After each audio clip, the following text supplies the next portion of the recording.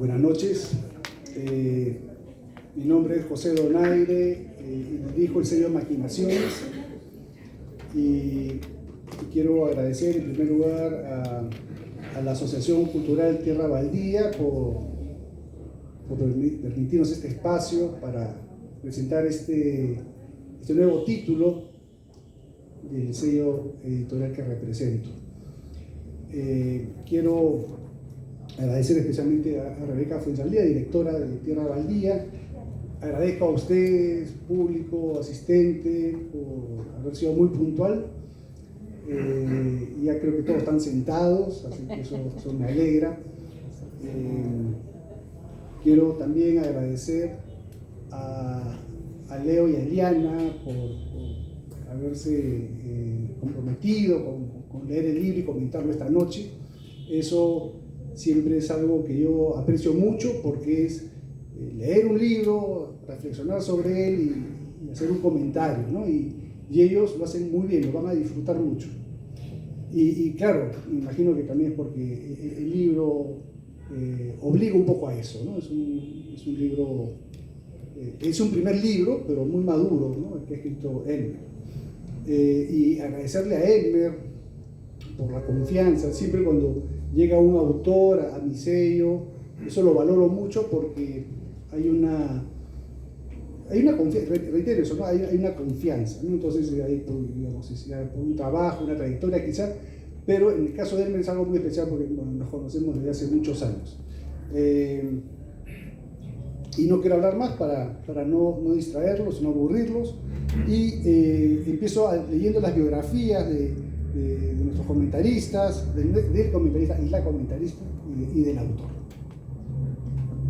para no invisibilizarte, Eliana. Exacto, por favor. Son muchos años, muchas décadas de malos hábitos igual. Leonardo Caparrós, voy a omitir los años de nacimiento. Leonardo Caparrós es escritor, abogado y politólogo. Ha trabajado desde el sector público y privado en temas de seguridad ciudadana, reforma policial y política criminal. Ha publicado el libro Un paseo ciudadano, experiencias exitosas en seguridad ciudadana, 2009. Las novelas Un desconocido perfecto y New Amsterdam. Y el libro de cuentos ¿Quién mató a Correa? Cuentos suyos han sido seleccionados para 201, Ultraviolentos, Selección Gallera 4, Arriba las manos, El misterioso Valle del Puma y Mario y los escribidores. Ha publicado artículos y ensayos especializados en diversas revistas, tanto impresas como en línea.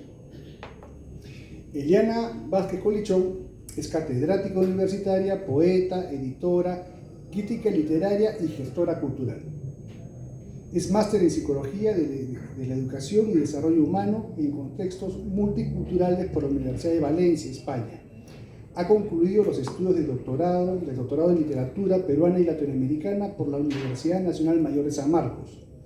Ha escrito guiones teatrales de los unipersonales dedicados a Safo, Sor Juana Inés de la Cruz, Catalina Recabarren y María Emilia Cornejo, entre otras, de las autoras. Es autora de los poemarios Columna Vertebral y Desde el otro lado. Es fundadora y presidenta de la Asociación Educativa y Cultural Ventana Abierta. Y por último tenemos a nuestro autor, a Elmer Farro. Estudió Ingeniería Mecánica en la Pontificia Universidad Católica del Perú. Su primera incursión editorial ocurrió en 2007 como coautor del libro Plan Estratégico para la Producción y Comercialización de Tilapias. Durante 2 décadas laboró en la industria petrolera, desarrollando actividades profesionales en diversos países, lo que incluyó una permanencia de 5 años en Indonesia. En 2013 creó el blog a101c.com, en el que publicó crónicas y relatos inspirados en sus viajes de trabajo. Actualmente forma parte del colectivo Escritores de Miércoles, con el que ha participado en los libros de relatos Borrones y Cuentos Nuevos y Bandeja de Entrada. Los dejo pues con Leo Caparrós, después con Eliana y por último con Elmer Farro. Muchas gracias.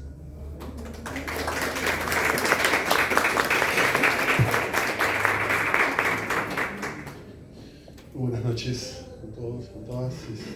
Primero que nada, agradecer por la oportunidad. Siempre, como dijo Pepe, es algo muy bonito que te inviten, que alguien tenga la confianza de permitirte leer de lo que has escrito y encima hablar, y en público todavía, sobre lo que ha escrito otra persona, ¿no? Es un lujo que a mí siempre me ha encantado y que le agradezco a Elmer por haber confiado. A ciegas encima, como no me conoce. Nos hemos conocido recién hace una semana, hemos tomado un café. Y a Pepe por reincidente, porque confió en mí para poder trabajar, leer este libro y poder comentarlo.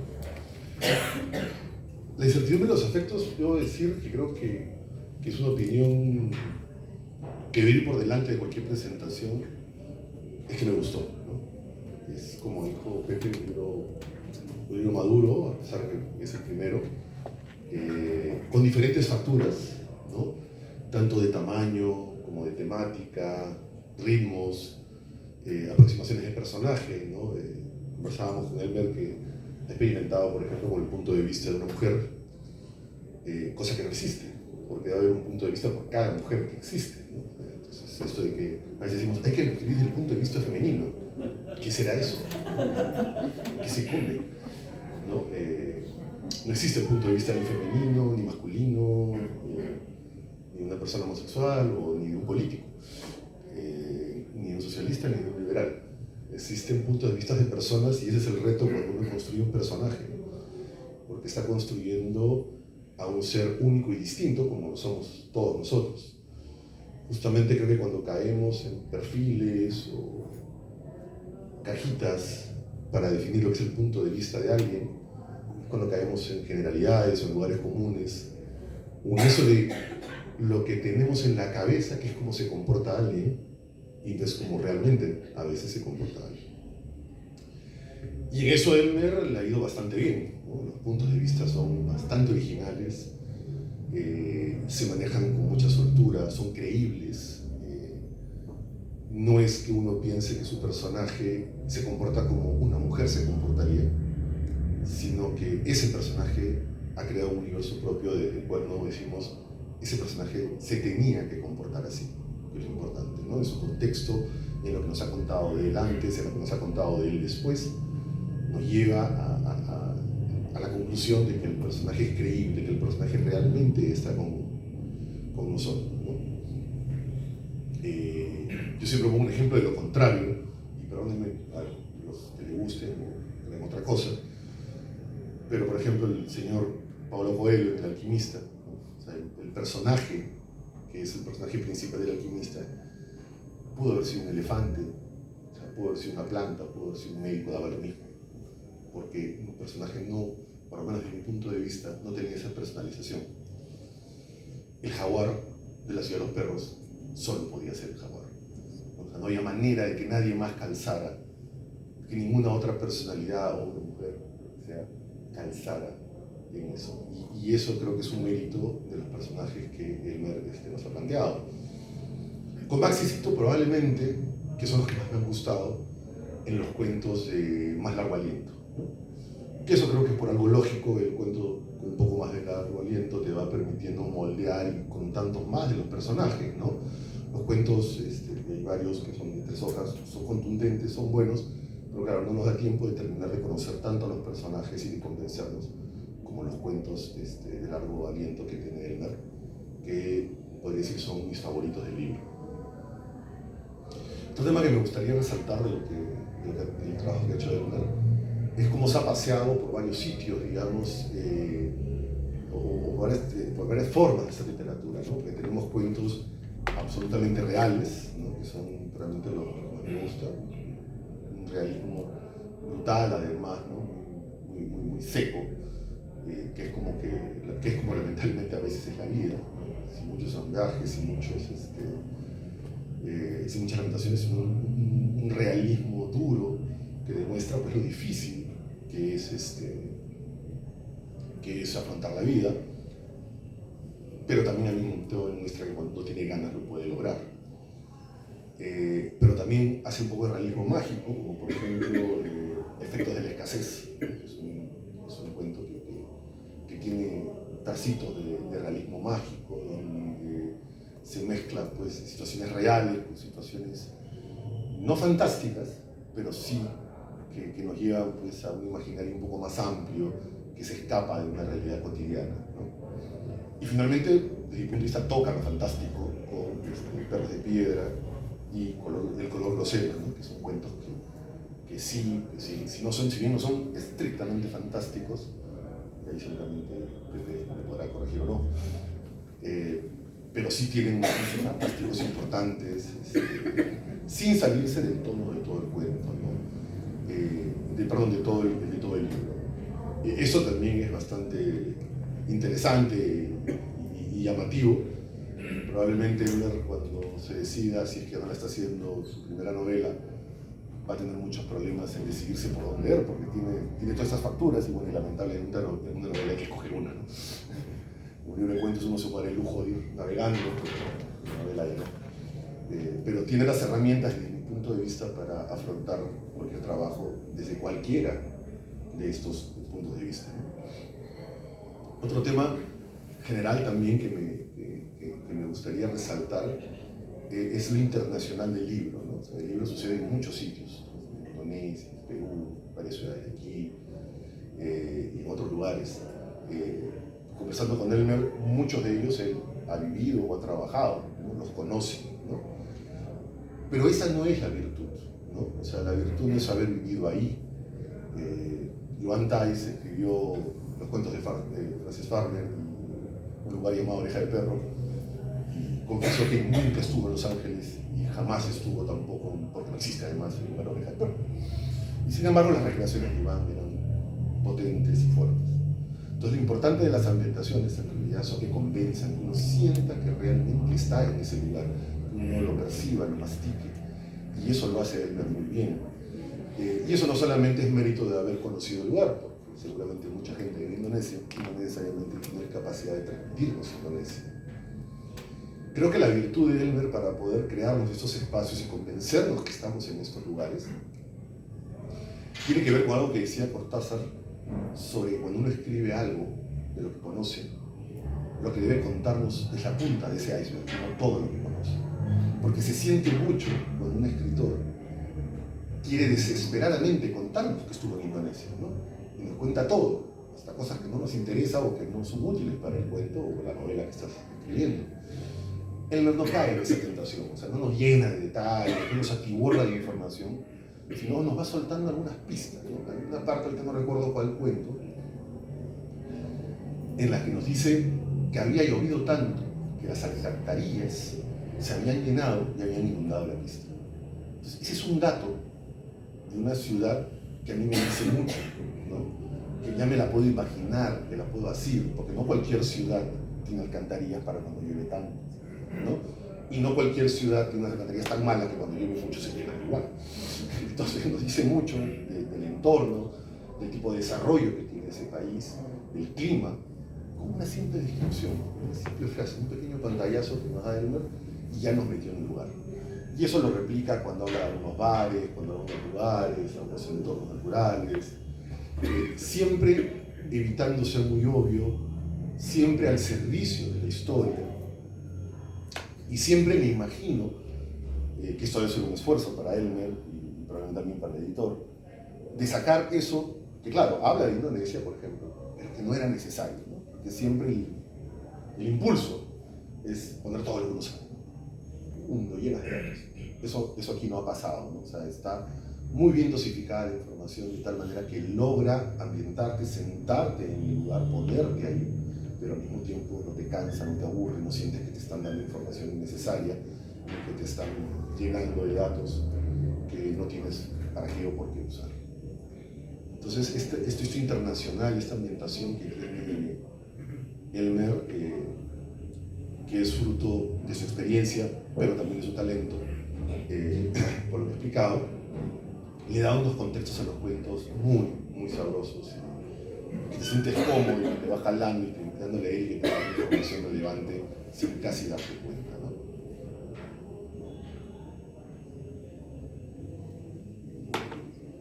Luego me gustaría entrar ya en algo probablemente más temático y centrarme en algunos cuentos que fueron, como dije, los que más me gustaron, que son aquellos que tienen largo aliento, ¿no?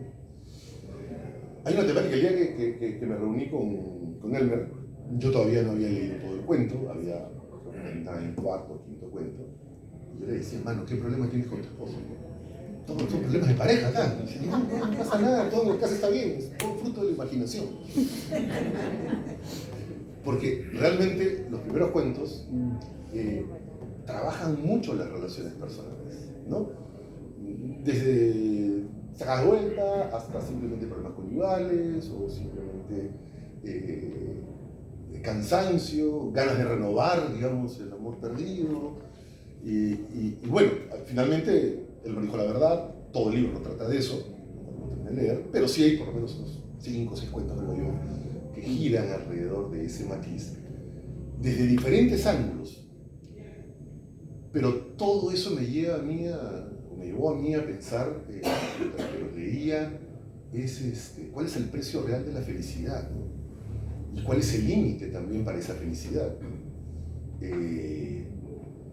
Me hacía recordar en El paraíso en la otra esquina de Vargas Llosa, no es necesariamente de las mejores novelas de Vargas Llosa, pero recordarán que es la historia de Flora Tristán, Paul Gauguin, su nieto. En la parte donde se habla de la historia de Paul Gauguin, hay un momento en que Paul Gauguin regresa a las marquesinas, porque se había quedado sin plata, ¿no? Y se pone a vender todos los cuadros que tenía guardados. Estaba el dinero. Y mientras que hacía esto, le llegó una carta de su mujer, en representación de no sé cuántos hijos que tenía Gauguin, 6, 7 hijos, y le dice, me he enterado que has regresado a Europa, me he enterado que estás vendiendo todas tus pinturas, así que supongo que dejarás algo de plata para tus hijos, pues, ¿no? Y te harás responsable después de tantos años que no has dejado nada. Paul Gauguin reflexiona y dice, realmente si yo no les dejara algo de plata sería un mal hombre, un desgraciado. Pero ¿qué le vamos a hacer? Y se regresó a la marquesina junto a la sola. Entonces quizás un ejemplo extremo, pero me hacía recordar esto, ¿no? O sea, muchos de los personajes, sobre todo los femeninos de Elmer, hacen este tipo de evaluaciones, ¿no? Saben que su felicidad es probablemente la infelicidad de otro. Saben que lo que están haciendo es el daño que le pueden hacer a otro. Y las cavilaciones, cómo se va construyendo esa decisión que al final toman, y que algunos cuentos inclusive son decisiones inconclusas, porque Elmer, además, malvado, nos va en algunos cuentos dejando para que nosotros lo terminemos, o decidamos qué pasa al final. Pero ya de por sí, las decisiones de estos personajes, cómo se van viendo envueltos en situaciones en las que, por lo que nos ha contado antes, normalmente no hubieran estado, son finalmente discusiones sobre el derecho a ser feliz y el deber de no hacer daño, conflictuados y enredados en un solo espacio. Todo eso a mí, especialmente en Las fuerzas de la naturaleza y en After Office, que son dos de los cuentos que más me gustaron, eso se veía con mucha claridad y para mí realmente fue muy sabroso porque te deja pensando, te deja reflexionando realmente sobre las relaciones humanas, ¿no? Y me hizo entender mejor la dedicatoria que él amablemente me escribió el día que nos encontramos, y nos decía, para Leonardo, una serie de historias de gente que quiere amar, pero que a veces no sabe cómo, ¿no? Y es verdad, porque las decisiones que tomamos, que a veces pueden hacer daño, no implican necesariamente un desamor, o en todo caso implican que amamos algo más o más intensamente que a lo que estamos dañando. Yo creo que este filón, este conjunto de cuentos vinculados a estos temas dejan una estela deliciosa en el cuento y nos van a llevar, creo, a todos los que lo van a leer a darle muchas vueltas a ese asunto, pero que no cause ningún problema de negocios o algo así, por favor. Pero creo que va a ser muy interesante. Y otro cuento del que quiero resaltar, porque también me gustó mucho, es La cofradía. Obviamente sin ánimos de spoiler, ¿verdad? Por el estilo, es un cuento que técnicamente primero Elmer se despliega en más en lo que son las conversaciones, ¿no? En lo que son los diálogos. Y sale ileso, ¿no? O sea, es muy interesante cómo va girando conversaciones que a veces se producen hasta en 4 o 5 personas, ¿no? De tal manera que uno no se pierde el hilo de quién le dice a quién, cómo se conecta uno a otro personaje, ¿no? Y eso técnicamente me gustó bastante, porque no es fácil. Es fácil agarrar un diálogo de 2 personas, ¿no? 1, 2, 1, 2, pero de repente está 1, 2, se mete el otro, sale la conversación, entra por aquí otro, ¿no? Y todo eso al final sigues prendido, sigues pegado. Lo otro que me gustó es que muy, ya más allá de la técnica, temáticamente, es muy Lima, ¿no? Es muy el Perú. Es un cuento en que las necesidades, por llamarlo de alguna manera, que tenemos económicas, de vincularnos, de trabajo, entran en conflicto con lo moral, con lo ético, el tomar riesgos, el aceptar ciertos códigos de conducta, a veces empresariales, y cómo esta persona, este personaje se va envolviendo en ese mundo, va dudando, aceptando, y va terminando por decidir temas que a lo mejor no son lo que la imagen que el hijo tenía de él, ¿no? Entonces todo esto es bien interesante porque creo que es un bonito condensado de lo que son las relaciones humanas, profesionales y empresariales en Lima, sobre todo en la política peruana, el empresariado peruano. Y te puedes dar cuenta quizás de cómo es que se han construido tantas cosas, como por ejemplo con Odebrecht o casos mucho más grandes, ¿no? La inocencia con que se comienzan a hablar de estos temas, ¿no? Parece tan blanco, oye, tú, yo te ayudo, tú me ayudas, mira, me quedo. Y todo parece una conversación y cuando menos te das cuenta estás envuelto en algo en lo que nunca te imaginaste estar envuelto, en lo que pensaste que no ibas a entrar, o en lo que creías que alguien como tú con tus valores varía. Y comienzas a dudar de ellos, a cuestionártelos y a poner en la mesa valores distintos, ¿no? Algo que ya también él me había hecho con las relaciones humanas, pero ahora más metido en un mundo profesional, si querés, ¿no? Ese, como les dije, es uno de mis cuentos favoritos. Otro de mis cuentos favoritos, que ya lo he mencionado a propósito de lo real mágico, es Los efectos de la escasez.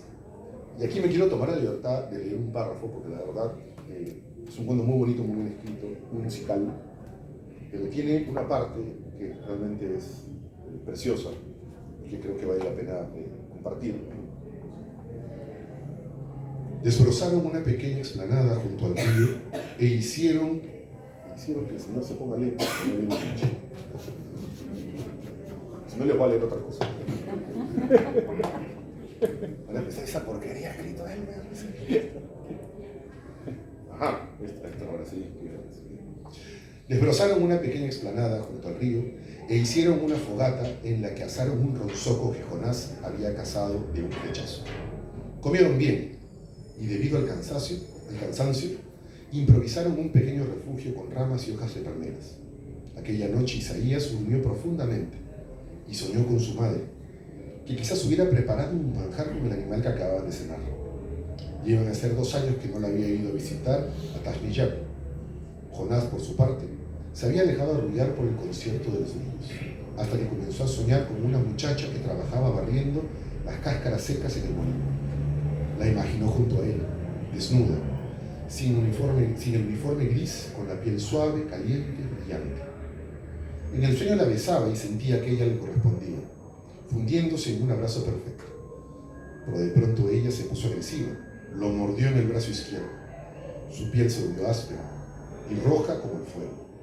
Jonás sintió un calor que se le iniciaba en el hombro y se iba extendiendo hacia el pecho, el corazón, las piernas. La mujer se reía y lloraba a la vez mientras se alejaba y una oscuridad profunda y tristísima envolvía a Jonás. Quiso llamar a Isaías, pedir ayuda, despertarse de la pesadilla que iba entendiendo como irreversible, hasta que dejó de escuchar los latidos de su corazón. Este párrafo es para mí hermoso, un párrafo muy bien armado. Creo que ustedes seguramente habrán entendido qué es lo que estaba ocurriendo. metáfora que nos cuenta. Y es doblemente hermosa cuando uno lo ve en el contexto del cuento, ¿no? Ahorita la han escuchado de manera aislada, pero me parecía necesario leer esta parte porque realmente creo que es el párrafo que más me ha gustado del libro por lo que implica, y que es una factura complicada, ¿no? La del Real Maravilloso que usaron en este cuento, cómo nos va contando todas estas cosas de esa manera tan clara, pero al mismo tiempo no tan obvia, ¿no? Pero nada, era lo que tenía que decir. Felicito a Elmer, espero que pronto tengamos otra entrega. Gracias a ustedes, a Pepe, y nada, eso es todo.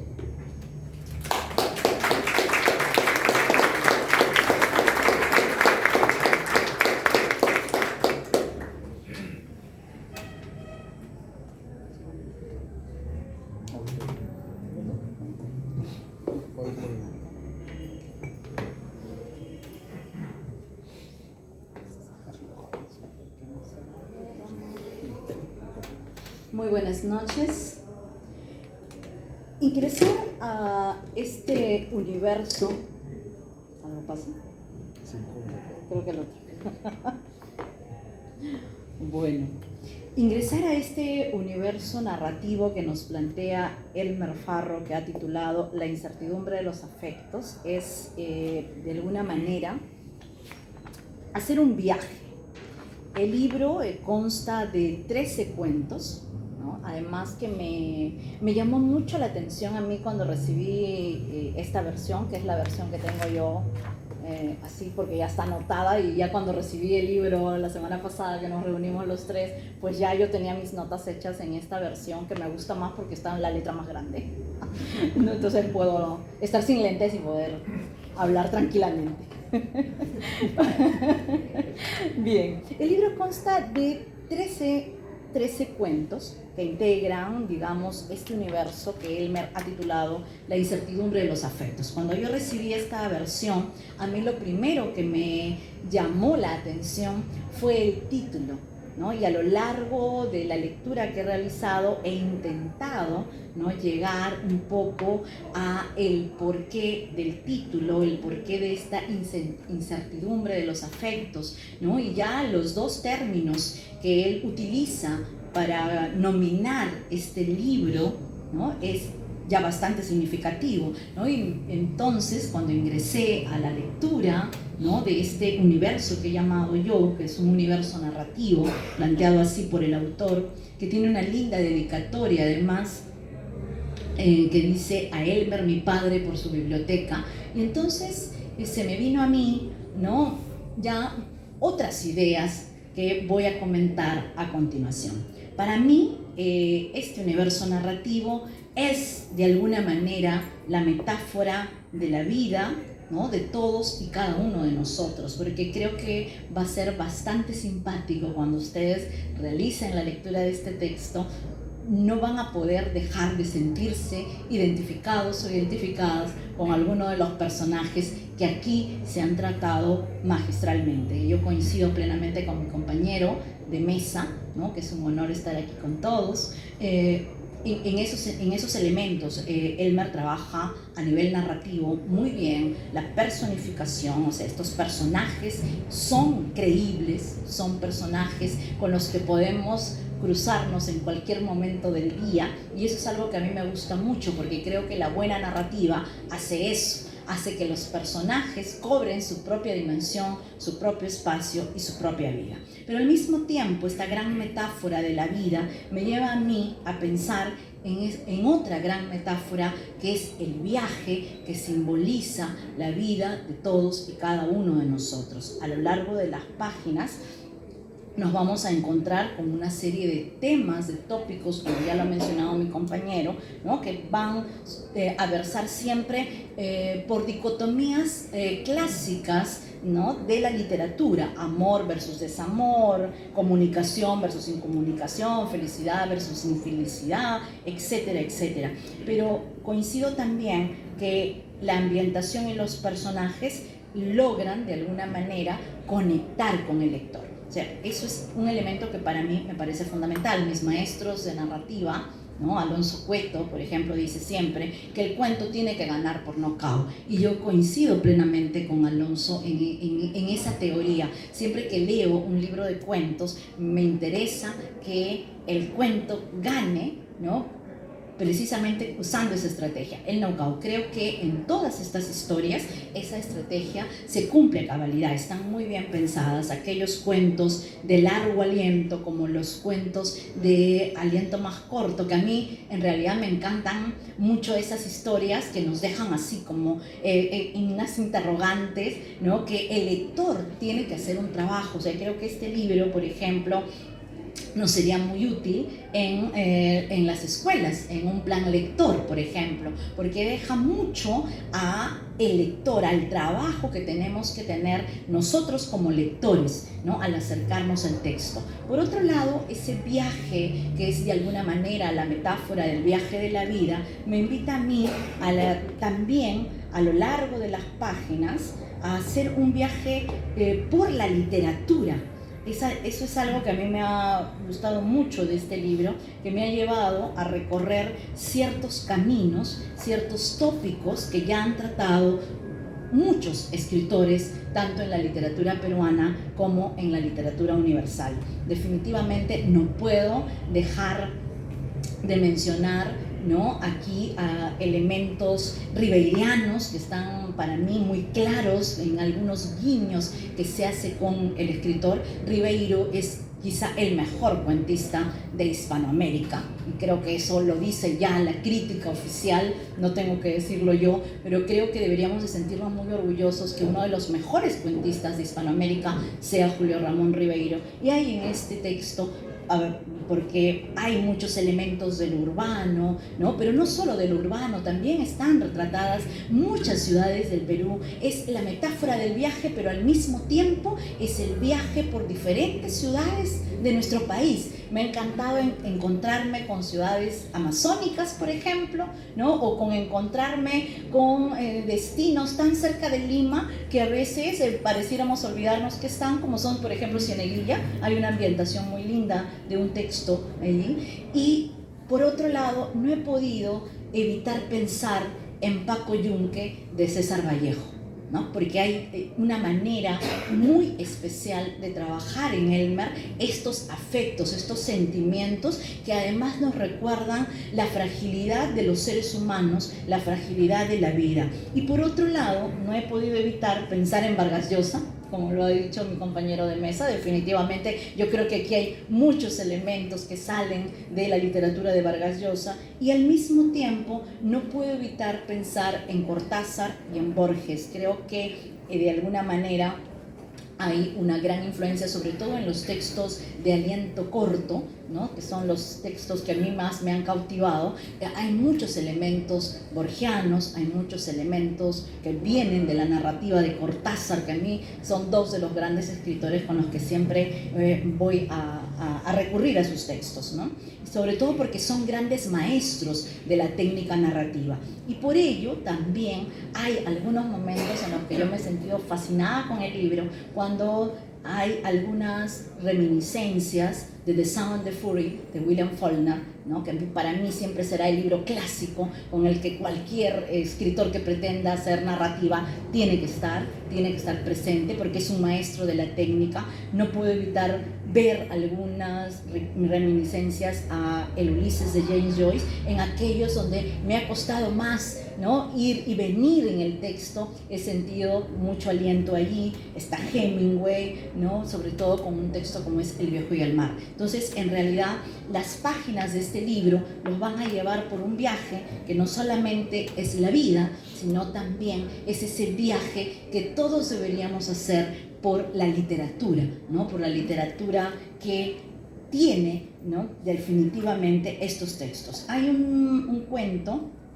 que a mí me hizo pensar mucho en el texto, el cuento doblaje de Julio Ramón Ribeiro, que es El color grosella. Creo que tiene esos elementos que han mencionado, ¿no? Aquí, que va un poco hacia lo fantástico, sí, pero de alguna manera también es que Ribeiro ya se adelantó a su época con un texto como doblaje. Aquellos que son ribeirianos, ribeirianas, van a entender cuando lean este cuento, ¿no? Que hay muchos elementos que vienen, ¿no? de estos inauguradores, que yo llamaría, ¿no? los que fueron los maestros que nos dieron luego la posta para denominar a la literatura fantástica o luego la literatura urbana, que finalmente yo creo que la literatura es eso simplemente, ¿no? Literatura, y la buena literatura debe poder cautivar a sus lectores, y creo que textos como El color grosella hacen eso, ¿no? Después hay un texto que a mí me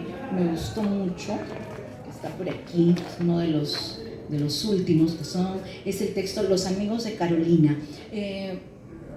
Como narrador y como buen narrador, Elmer hace que las descripciones sean los espacios donde los lectores conectamos con el texto. Y eso es algo que a mí me ha gustado muchísimo, y por eso digo que este texto podría funcionar muy bien con estudiantes de secundaria, ¿no? Ayer ha sido jueves, ¿no? Ayer que tuve clase en mi facultad, enseño en la Facultad de Educación, entonces estuve trabajando uno de estos cuentitos con mis chicos y chicas de la clase y se sintieron muy bien, muy a gusto, buscaron ciertos elementos que trabajamos dentro de la narrativa, ¿no? Sobre todo las técnicas, las descripciones, el manejo que ha señalado muy bien mi compañero de mesa de los narradores y de la perspectiva, o sea, cómo a través de las diferentes perspectivas que plantean estos personajes nos vamos a dar cuenta de esa gama diversa que somos finalmente todos y cada uno de los seres humanos. En este texto hay una descripción que a mí me gustó mucho y que voy a leer solamente unas pequeñas líneas para no spoilearles el texto y dejarles a ustedes como lectores el placer de la lectura. Felipe nos indicó una dirección cerca del antiguo local del Colegio Raimondi en Petit-Ours. El tráfico era pesado, pero el tiempo se hacía ligero con la animada conversación de los chicos, quienes tenían una cultura cinematográfica envidiable. Entonces ahí ustedes se pueden dar cuenta de la capacidad que tiene Elmer como el escritor, como el buen narrador que es, de buscar elementos que, como mencionó mi compañero, no sean de largo aliento y no abusemos de la descripción, sino que usemos la descripción para dar los detalles que necesitamos dar en el momento de la atmósfera, en la descripción de los personajes, ¿no? Y en los elementos que obviamente son fundamentales, pero que no exceden, digamos, ¿no?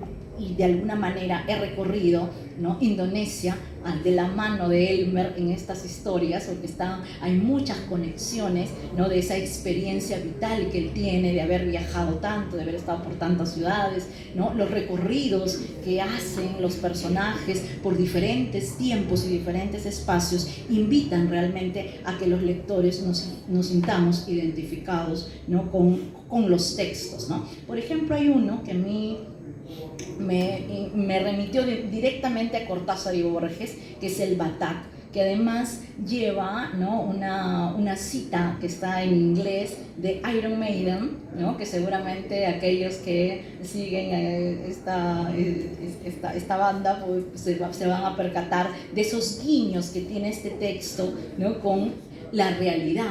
Eso es algo que, por ejemplo, a mí me gusta muchísimo, tanto de Vallejo como de Ribeiro, como de Faulkner, como de García Márquez, es el hecho de que nos cuentan una realidad. Nos pueden a veces, como en el caso de García Márquez, inventarnos un mundo, pero ese mundo lo podemos palpar, es decir, allí viene la trascendencia de la literatura. La literatura nos cuenta una historia, es ficción, no hay que olvidarnos de eso, ¿no? Que estas relaciones humanas que se despliegan a lo largo de todas estas historias y de todos estos textos son ficcionales, pero esa ficción sí refleja diferentes puntos de la realidad de nosotros. Entonces, la literatura, de alguna manera, nos tiene que enseñar eso, nos tiene que conectar con la vida que cada uno de nosotros transita, con los espacios que tenemos. Y creo que a lo largo de estas páginas nosotros nos vamos a encontrar con una Lima que fue, con una Lima que es, con la Lima que será, pero también esa Lima es la gran metáfora de otras ciudades del mundo que vamos a recorrer a lo largo de estas páginas. Hay Por ejemplo, en este texto que a mí me encantó, que me pareció un texto bastante cómico, me he reído mucho con este texto, que es el texto que se titula Mochito, este cuento maravilloso, que además, algo que también ya había señalado mi compañero de mesa, es la capacidad dialógica, es decir, cómo estos personajes pueden dialogar, ¿no? Y cómo Elmer no se pierde en esos diálogos, ¿no? Porque hay que ser muy cuidadoso con los diálogos directos y luego con los indirectos, cómo la historia te atrapa a través de los diálogos. Mochito, por ejemplo, a mí me ha fascinado, ¿no? Ya luego entenderán por qué se llama Mochito, pero hay una parte en la que marqué yo ciertos ejemplos a través de las técnicas literarias que se utilizan aquí, ¿no? Por ejemplo, otra vez voy a ir ahí a las descripciones de estos personajes, ¿no? Hay una parte del texto que dice: Ricky Bessler, 30 años, cabeza rapada, areta en la oreja derecha, barba candado, anteojos circulares y sacón negro, coge del escritorio un vaso con agua, bebe un sorbo y toma la palabra. Vamos a hacer un video en la sierra, por Marcapomacocha. Sale el sol, se ilumina la laguna y un camión avanza con las montañas nevadas de fondo. Como remate aparecerá Brenda en bikini cubierta totalmente de aceite. Y ahí les dejo la historia para que ustedes se vayan corriendo a leer el libro y a encontrarse con este texto con el que yo me he deleitado muchísimo, y agradezco a Elmer haber puesto una historia como esta dentro de este conjunto de cuentos que de alguna manera son textos independientes, pero que podrían también formar parte de una pequeña novela o una novel, como le solemos llamar a este tipo de estructuras, ¿no? Porque cada una de ellas, si bien es cierto, está manejando a diferentes tópicos, a diferentes personajes, pero yo diría, me atrevería a afirmar que podrían tranquilamente ser, ¿no?, capítulos independientes de una novela, ¿no?, que podría tranquilamente atrapar a los lectores. Creo que ya en los tiempos en los que vivimos, toda la teoría literaria ha sido cuestionada. Es más, yo dicto el curso de teoría literaria, entonces ya todo lo que les enseño a los chicos les digo siempre, no, hay que tener mucho cuidado con lo que afirmamos desde la teoría literaria, porque hoy la teoría literaria también ha tenido que aceptar que el mundo ha cambiado, que los seres humanos también hemos cambiado con este avance tecnológico, y que en definitiva todo es posible y que ya nada es totalmente arbitrario, ¿no? Entonces, como un texto nuevo, ¿no?, como es este, La incertidumbre de los afectos, yo siento que me quedo con esas ganas de seguir cuestionando el mundo en que me ha tocado vivir, de seguir mirando a estos personajes femeninos. Yo, al igual que Ribeiro, pienso que Elmer como narrador, yo siempre pienso y he afirmado, creo que muchas veces, que Julio Ramón Ribeiro es un gran conocedor de la esencia de lo femenino. Los personajes femeninos de Ribeiro, ¿no?, y que creo que es un tópico que se toca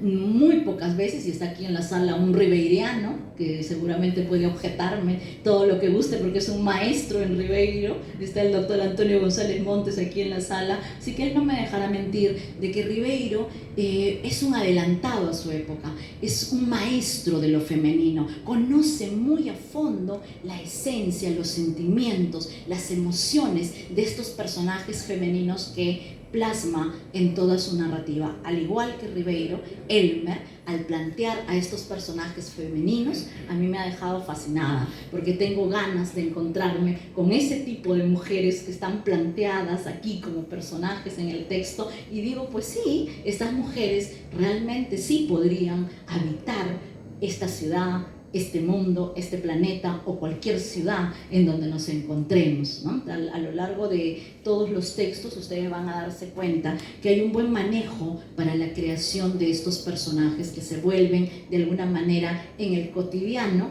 el poder encontrarnos con ellos, ¿no? Así como sucede con los textos de Ribeiro, que uno dice, pero claro, Ribeiro fue un adelantado porque realmente te pone una gama infinita de posibilidades de personajes, tanto en el Perú como en Europa. Igual pasa en el caso de Elmer Farro. Él te plantea una serie de personajes femeninos y masculinos que habitan Lima, pero que también habitan Indonesia y también habitan otras ciudades del mundo, y uno se cuestiona y dice, pues sí, esto es factible de que pueda pasar, o quizá no, todo sigue siendo ficción, porque no olvidemos que la literatura es ficción. Pero creo que ustedes, al ingresar a este universo narrativo que Elmer ha titulado acertadamente, para mi gusto, ¿no?, La incertidumbre de los afectos, pues creo que sí, nos vamos a encontrar con una gama de afectos y de posibilidades de afectos, que muchas veces podemos quizá no estar de acuerdo con las decisiones que toman estos personajes, pero que muchas veces vamos a decir, ¿y por qué no?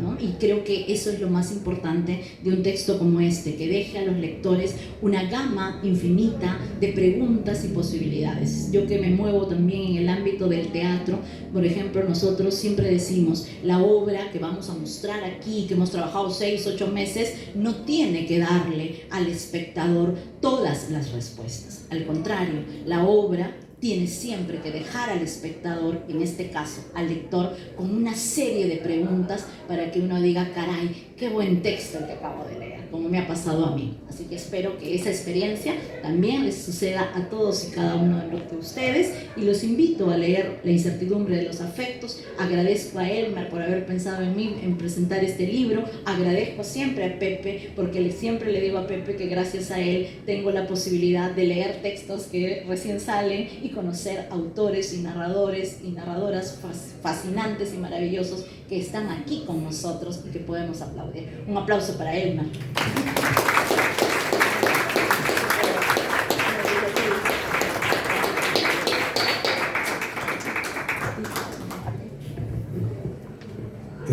No pensaba hablar, pero lo expuesto por Leo y Eliana me conmueve, me alegra, porque en realidad ser editor es ponerse en los zapatos del autor, y un primer libro genera muchas dudas, ¿no?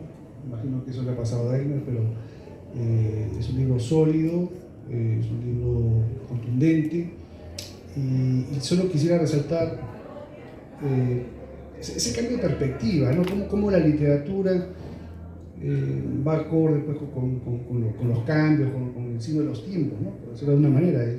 Yo antes era fanático de Bryce, ¿no? Hasta que, bueno, después dejó de gustarme por razones extraliterarias, pero Bryce tiene pues un cuento maravilloso, ¿no? El famoso con Jimmy Paracas, ¿no?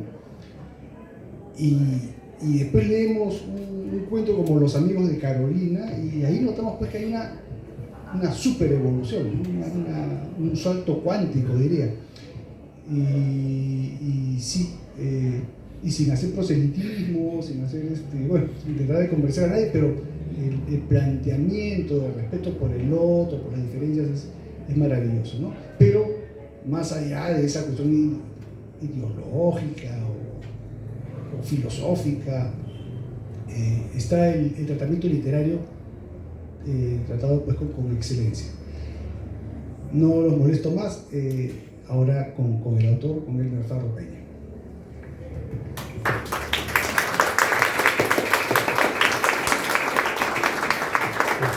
Gracias, Pepe. Bueno, gracias, Eliana. Gracias, Leo, por la presentación. Realmente han sido muy generosos en sus comentarios. Gracias a todos ustedes por venir. Viernes en Lima no es fácil. Tercer piso con escalera de caracol. Y está de pie. Gracias por su paciencia, por el cariño de estar aquí. Digamos, yo quería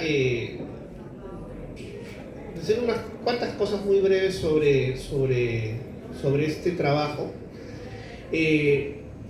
Primero que nada, yo creo que si bien el interés por leer y escribir quizás viene pues de la casa, del colegio, yo creo que se potencia a partir de el taller de literatura que arma Raúl Tola en época de pandemia.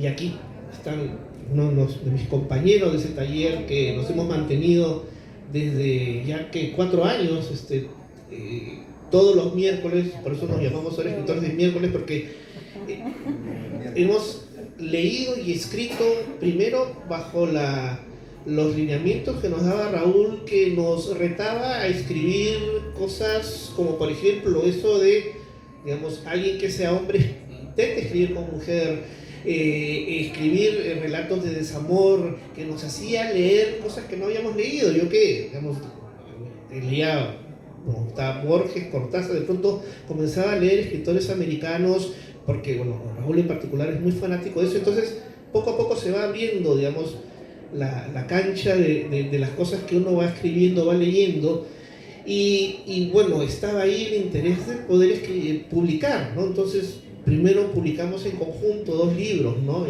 Borrones y cuentos nuevos, que fue un primer ensayo, y luego Bandeja de Entrada, que fue quizás ya la experiencia editorial de todo este proceso hasta tener el libro en librerías. Y después, bueno, tocar el reto del libro personal, ¿no? Entonces, y allí busqué lo que había estado escribiendo y traté de ver qué cosa es lo que podría adecuarse más a un libro de cuentos. Y bueno, salió el tema. Afortunadamente hubo una reunión en donde me encontré con Pepe, ¿no? Tengo que agradecer a Pancho de García, quien fue el de la sugerencia.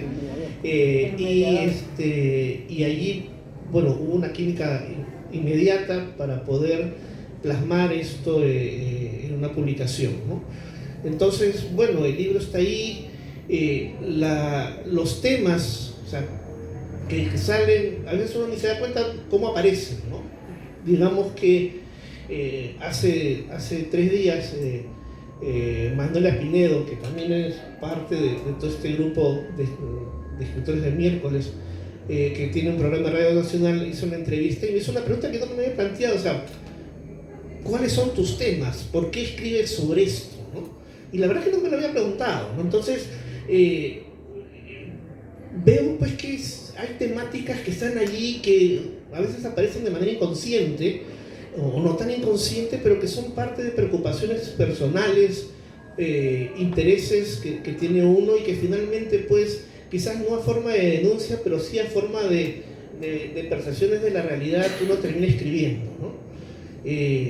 Ya he mencionado varias veces los amigos de Carolina, yo creo que hay una preocupación grande con respecto al tema de, digamos, de derechos de minorías que están cada vez más amenazadas, especialmente últimamente en el país, ¿no? Yo pensaba, a partir de lo que está pasando con la ley Paddington, esta en la cual pues, el cine comienza a ser supervigilado, cuántas de las escenas que están en este libro serían censuradas si es que fueran imágenes cinematográficas, ¿no? Entonces, por ahora se están metiendo con la imagen y espero que no se metan con la escritura, pero estamos en un momento en el cual tenemos que, de todas maneras, tener presente eso, que hay preocupaciones que se tienen que plasmar en la escritura, como digo, no necesariamente como denuncia, pero sí son cosas que salen de manera natural, ¿no?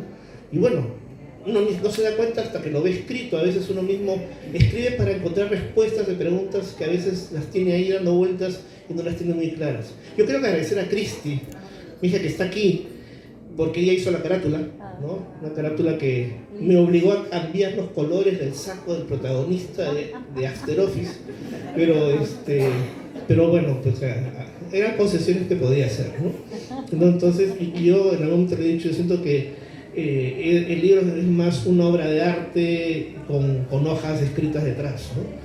Y bueno, y yo quisiera además hacer 2 comentarios finales con respecto a cuentos. Hay 2 guiños que hay en esta sala con respecto a la realidad. Menciono con nombre y apellido a un amigo que está aquí en la sala. Es como que un personaje se vuelve de carne y hueso. Es ficción la historia, ¿ok? Es ficción, pero de todas maneras me tomé la libertad de tomar a mi amigo Marco, hacer que mi amigo Marco Gaviño participe en una historia, ¿no? Espero que no haya escrito nada que no le guste. Creo que no. Y lo otro es que ahora quiero compartir con ustedes, hay unas botellas de vino Pinotage, que es un vino sudafricano, que es un vino que menciono en uno de los cuentos, en la cofradía, ¿no? Yo tengo la expectativa, la idea de que cuando ustedes prueben ese vino y después lean el cuento, puedan evocar el bouquet de lo que han probado hoy día y puedan transportarse de una manera un poco más directa a la historia, ¿no? Entonces, es un poco esos par de guiños, porque yo siento que la realidad y la ficción están bastante entrelazadas. Los cuentos son ficción, ¿okay? Son ficción, tengo que enfatizar, pero que finalmente, como digo, las realidades están allí, nos acompañan y finalmente uno las traslada a estos textos que ahora comparto. Y como digo nuevamente, les agradezco mucho por haber venido, espero que les guste, espero que lo disfruten, y si no les gusta también me lo cuenten, porque la idea es que vayamos mejorando poco a poco, ¿no? Bueno, muchas gracias, ¿no?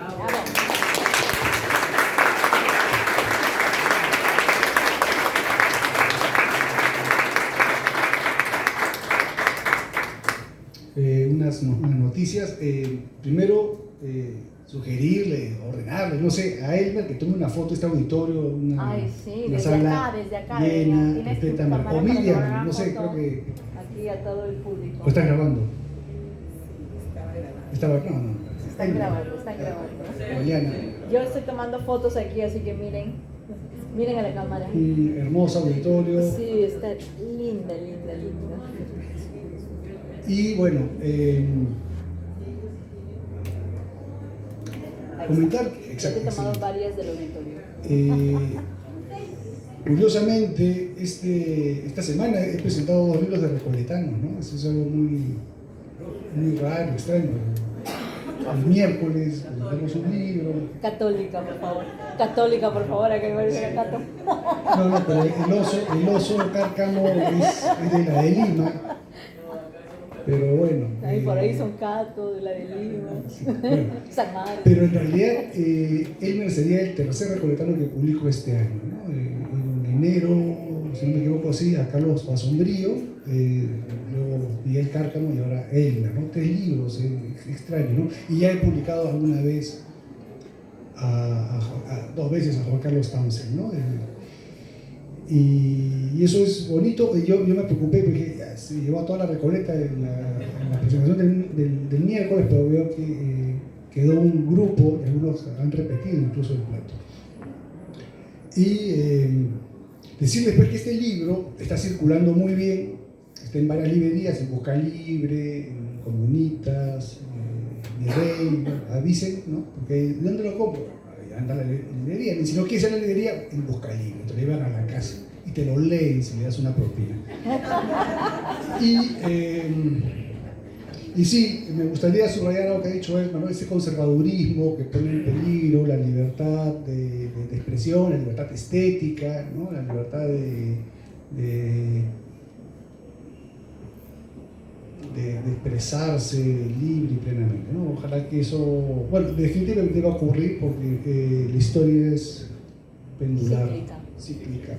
Así es, todo se repite. Quienes van a subir van a ser nuestros hijos y nuestros Así nietos, es. y luego se van a liberar de un nuevo movimiento hippie.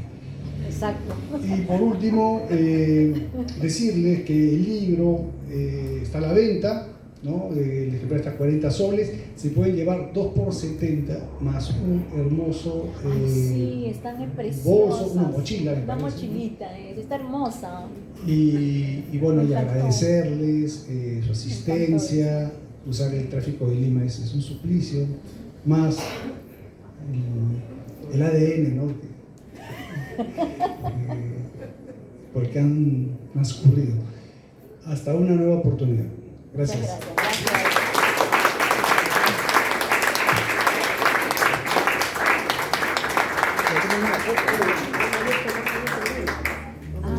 Dile que ahora tiene que servir el vino. Dile que Por favor, ¿podrían, servir el vino. ¿podrían traernos 3 libros, por favor, para tomarnos la foto de Ay, sí, oficial? por favor, sí, porque yo tengo mi versión impresa. Tú sí tienes tu versión, yo no. Bueno, Ya luego necesitaré Nancy, mi esposa y socia, tampoco lo traje. estar aquí, los voy a atender con gusto. Es que fue una locura el viernes. Con la feria y todo. Listo, ponemos de pie. ¿Quién nos toma la foto? ¿Quién salimos? Tu cámara. Anda pagando todo.